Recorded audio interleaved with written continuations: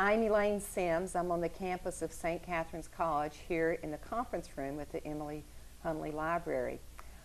This is April. I assume it's our last show for the season, and then we'll start back in the fall.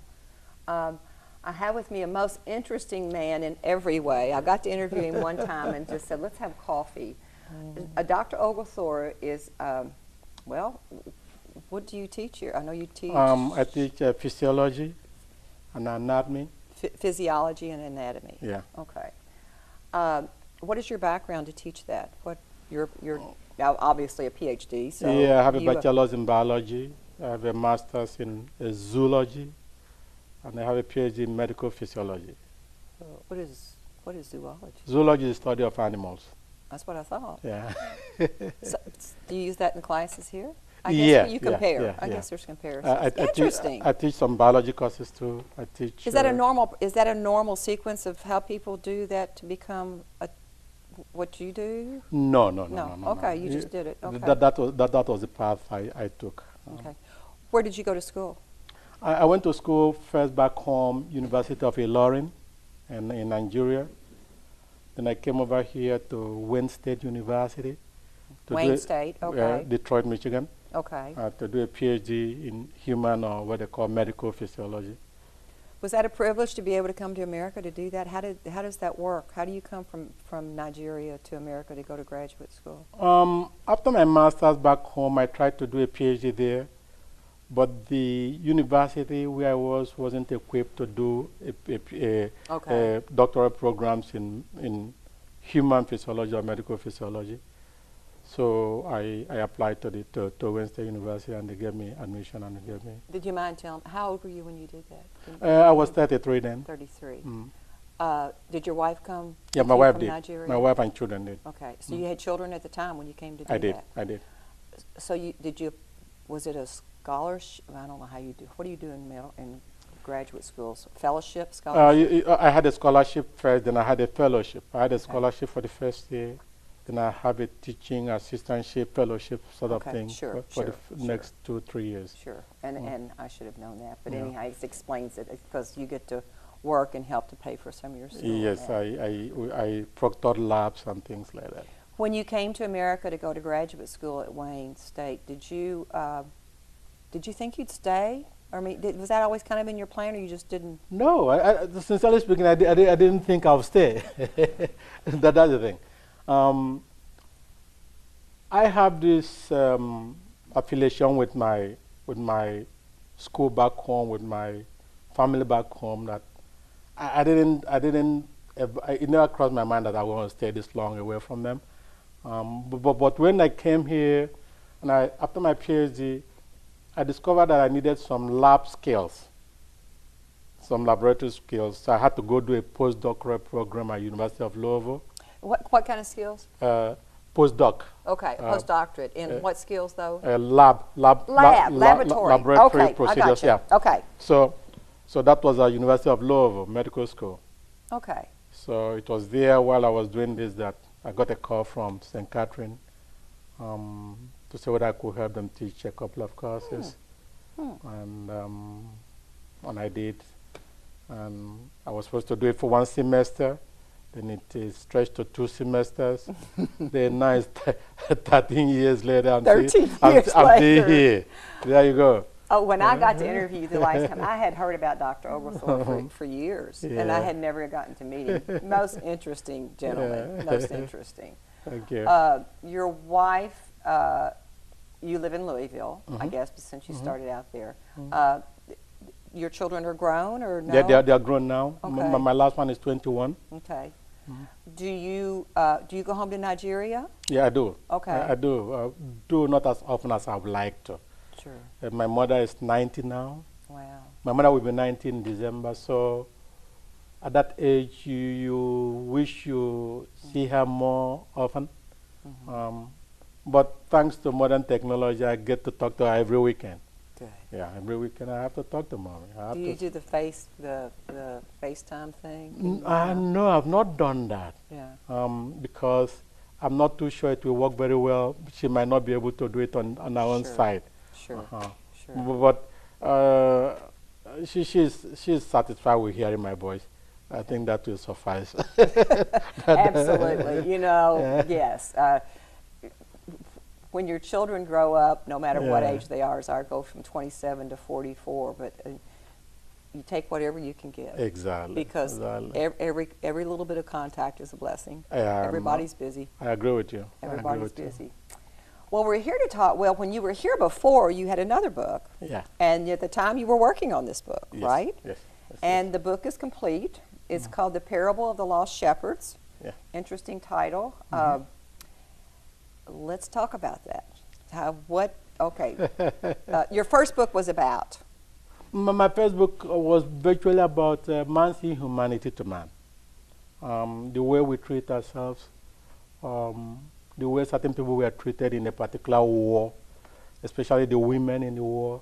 Okay. Were exploited by people that ordinarily you wouldn't think would do such a thing or would do such things. And I felt strongly about it. My concept, my understanding is that Christians should not do certain things. Should not do certain things. Should not do certain things. Like? And we should hold ourselves responsible, really. Ask ourselves serious questions when those things happen. It doesn't really matter whom it happens to, but as far as it's done by a Christian, we should say no. And we should really try to learn from it and avoid repetitions. Well, that's what our faith is all about. Give me some examples of what you're talking about. And what Dr. Oglethorpe said, because I know with some people, he said he thinks that Christianity does some things to women that you think they should, well, in general, that they shouldn't do. Yeah. Okay. In this particular war, some ladies were exploited. They were raped, really. Yes. And when you hear certain things, you don't expect it from certain people. And when I heard that they were raped by Christians, I know other people do it too. But when I heard that this was done by Christians, it sort of rubbed me the wrong way. I'm like, no, Christians shouldn't do this. Is this in this country? No, it was in Bosnia. In Bosnia. Bosnia. Oh, okay. The Bosnian Civil War. We had a exchange student from Bosnia. Okay. The time it was Yugoslavia. Yeah. So. And what they were doing to women, and they were supposed to be Christian. Exactly. And it was. I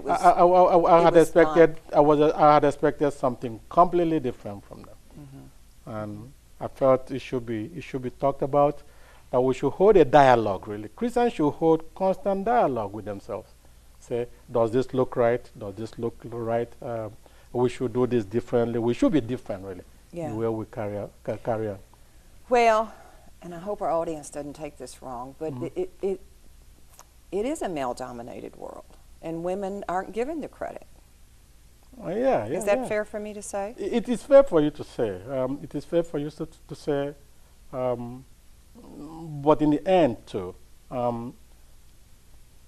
women are picking up some of the bad behaviors of men. That is surprising because, I'll give you an example. Before now, you hear of male teachers exploiting students. Now you hear of female teachers exploiting male students. And you're like, come on now. Yes. You're supposed to really, you're supposed to be different. You get the point? Yes. So, it's a male-dominated world, quite all right, but women are picking up some of that bad behaviors. Yeah, when they have authority, and it's not right either. That's the point. Interesting. When you say Christianity, and a lot of this is based from the African continent. I mean, do you relate much to the American, to the North America in this book, or most of it's? Yeah. I relate to the book. Actually picks up on certain things. Generally, even though the book is based on Africa, the African church, some of the things it addresses applies to the whole church. Silence is killing the church. Oh. Silence is killing the church. The basic tenets of our faith: love your neighbor as yourself. Love your neighbor as yourself. Exactly. That is the bottom line. That is what it's all about.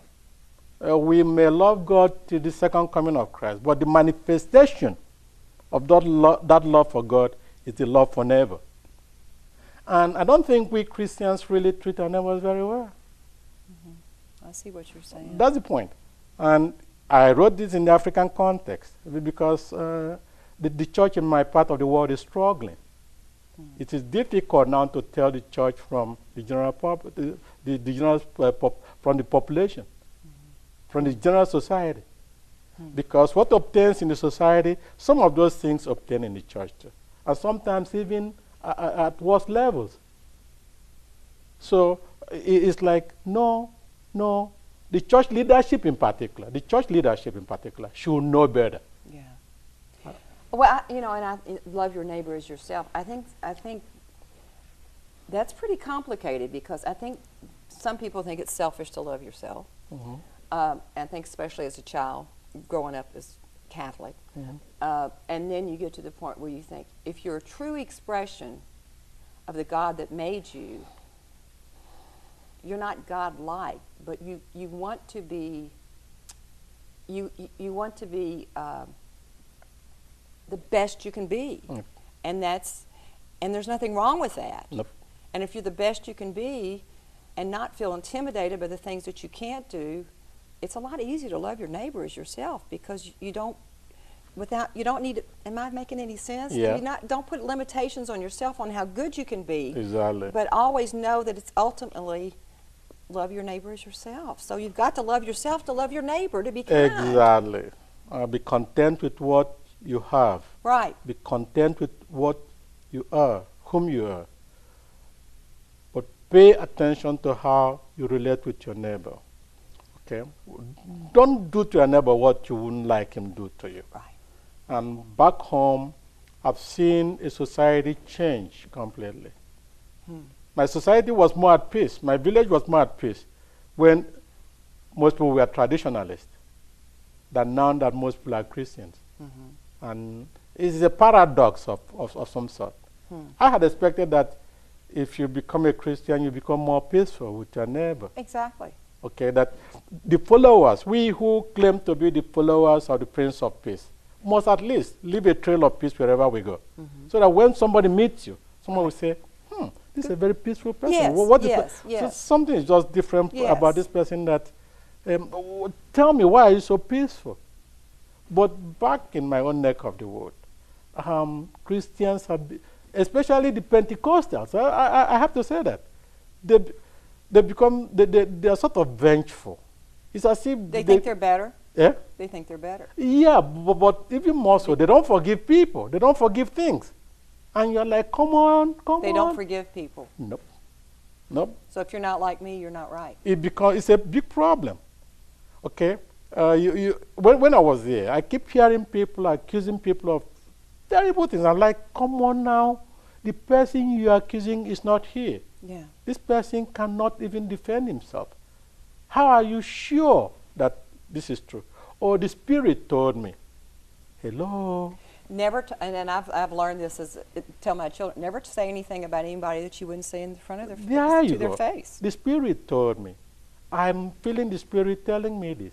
Oh, by the way, who are we to say the Spirit didn't tell the person something? But it becomes a problem when everybody feels that the Spirit is leading him or her to form a church.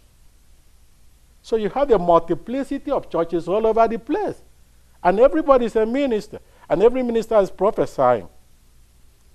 And they never prophesy anything good about anybody. So now I go to my minister. It's like hellfire and damnation. There you go. I go to my minister and say, I'm supposed to be the president of St. Catharine. They've not made me the president.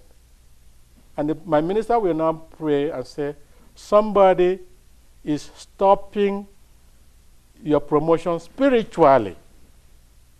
What is that supposed to mean? And you go to your own minister and say, they've not promoted you president of the college.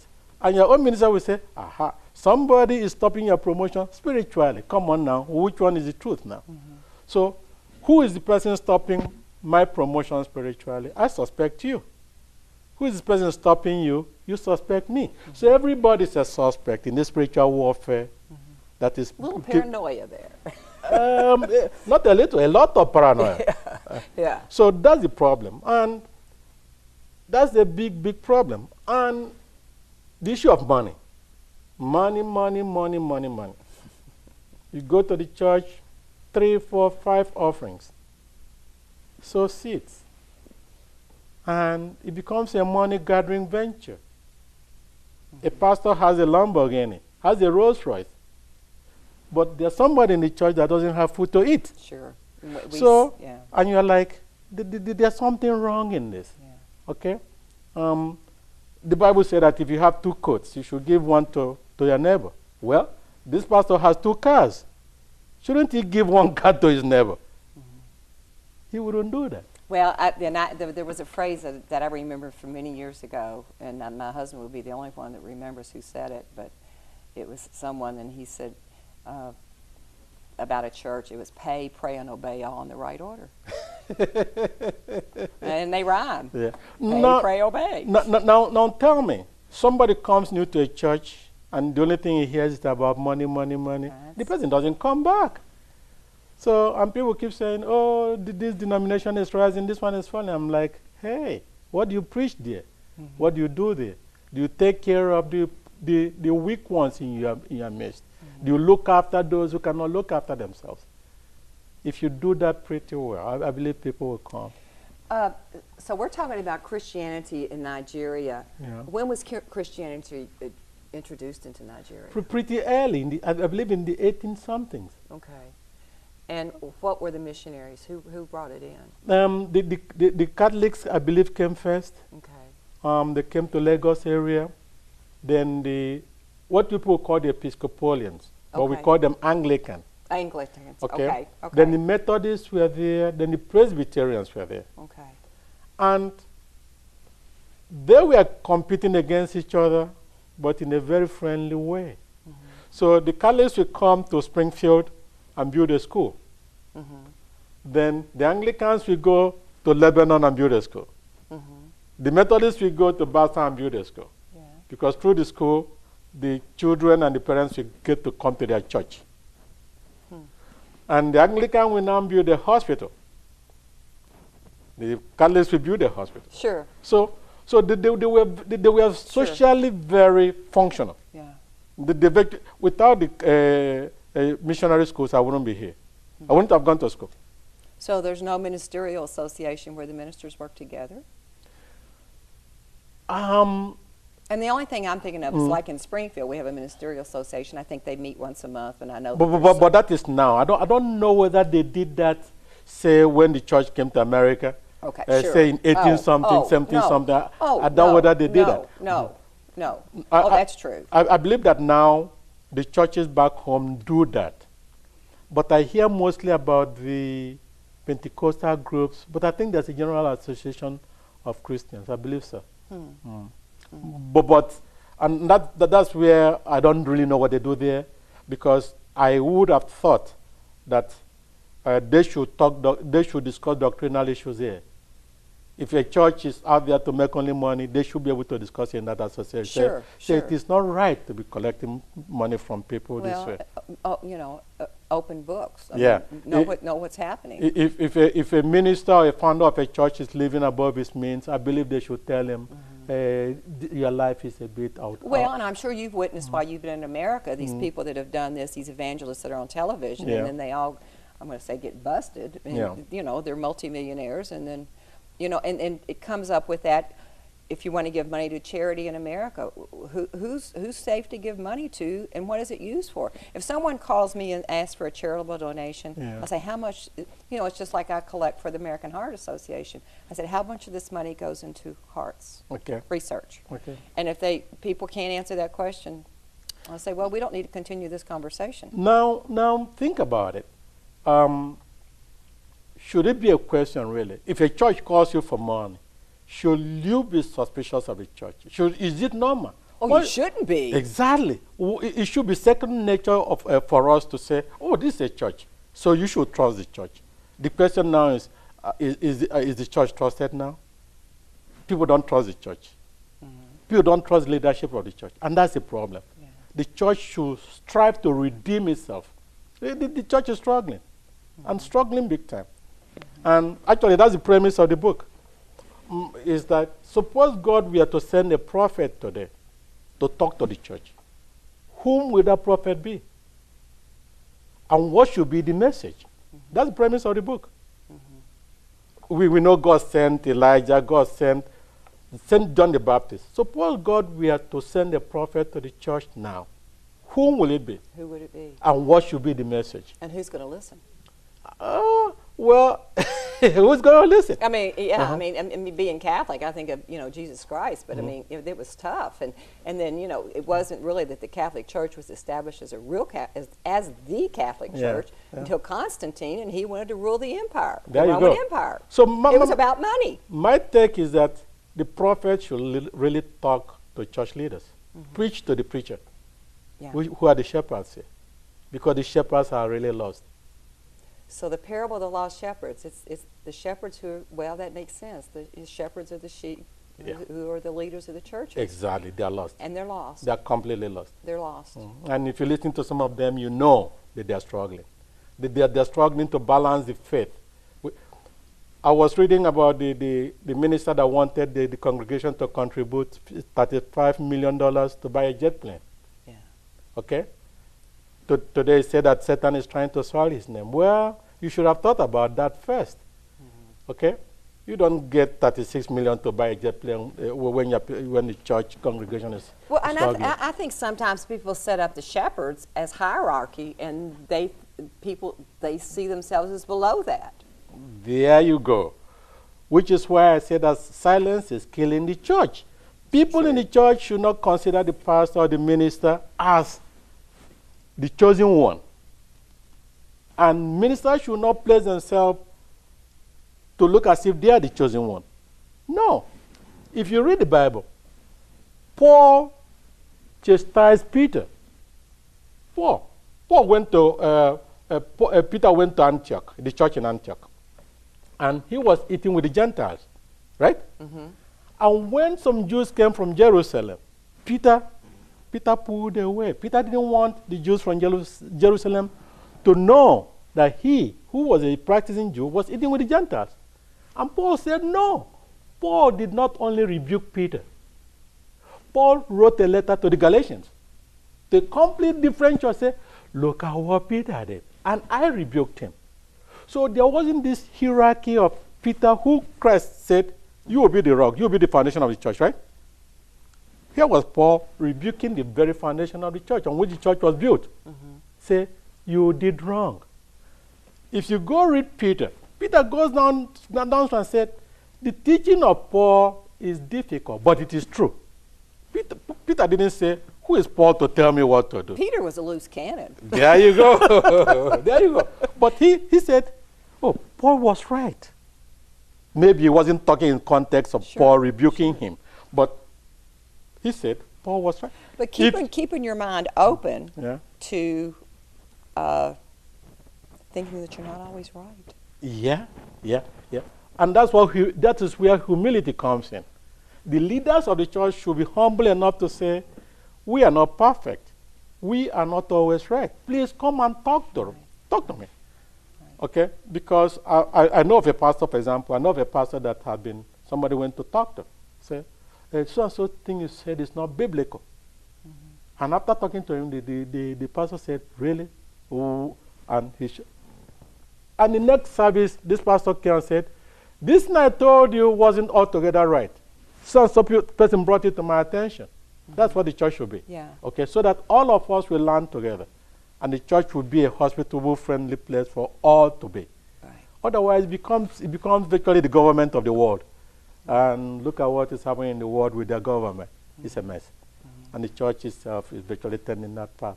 Well, the people that see themselves as hierarchy need to see themselves as equals to the people that they serve. Exactly. I mean, they are the servants. They're supposed to be serving.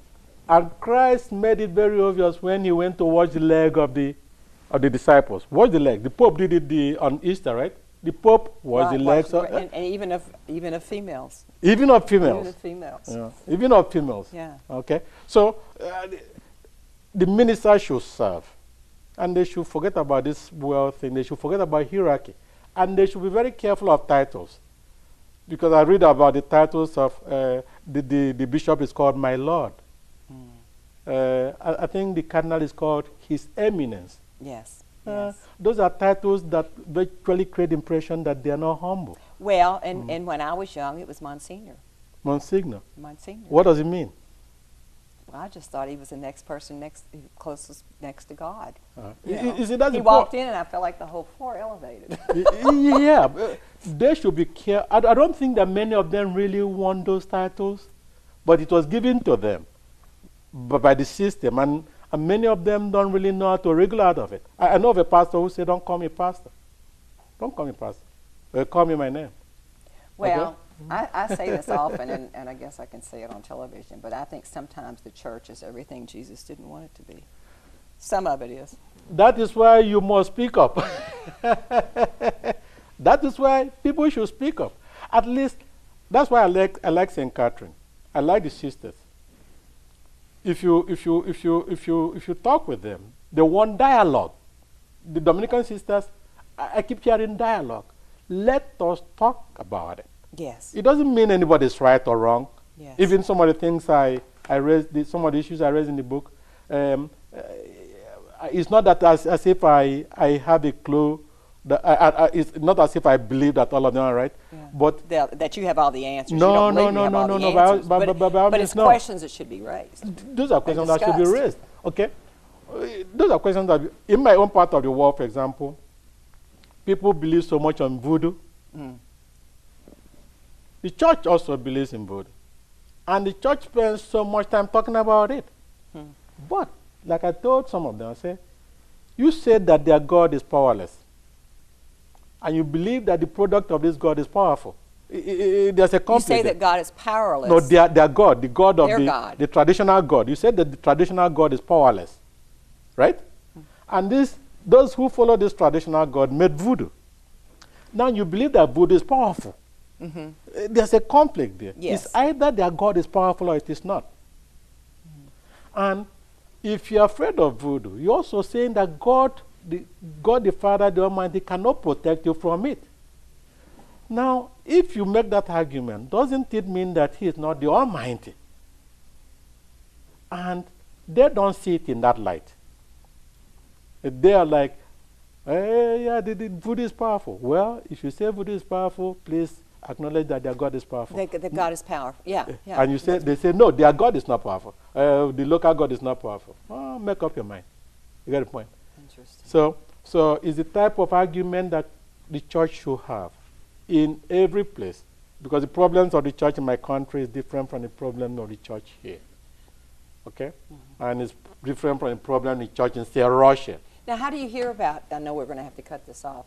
But how do you keep up with what's going on in your country? You talk to your mother every week, but how do you keep up with all of this? The social media. The social media is very powerful. Okay. There are a lot of websites, Sahara.com, SaharaReporters.com, Nigerian Village Square, things like that. So they carry things about my country up to the minute, by the way. Yeah. Up to the minute. Well, and I'm sure, and this is in one of the sentences of the questionnaire I have for you. You know, it has to be very upsetting when you go home and find your relatives at odds with each other. Yeah. But you know, that's not only there. I mean, that's here. You know, a lot of these people that have been raised Christian are at odds with each other about religion, about their beliefs, Exactly. And you know, I that would be upsetting. Yeah, disagreement is okay, so that disagreements could lead to dialogue. So that's okay. But where it gets out of hand is where it comes with malice, where people don't talk to each other anymore, even though the faith says you cannot keep malice. Yeah. Okay? And the church should really say, listen, stop talking about money.